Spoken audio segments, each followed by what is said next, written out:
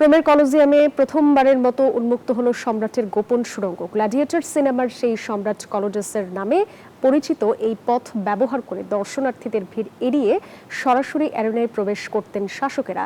প্রায় 2000 বছরের পুরনো এই পথের নির্মাণ ইতিহাস এবং ভেতরের হারিয়ে যাওয়া কারুকার্য দেখার সুযোগ মিলছে এখন, যা থাকছে আজকের সংবাদে।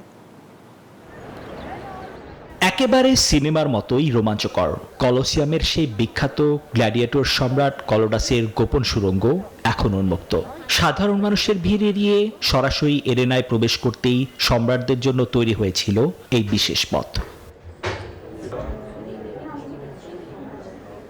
19 শতকে আবিষ্কৃত এই পথের নাম ওদের স্বপ্ন পূরণে পাশে থাকতে পেরে আমরা গর্বিত। নামকরণ হয় সম্রাট কলোডাসের নামে, কারণ ইতিহাস অনুযায়ী এমনই এক সুড়ঙ্গে তিনি গুপ্ত হত্যার শিকার হতে গিয়েও বেঁচে যান। তবে পথটি পুনরুদ্ধার করা ছিল বেশ কঠিন।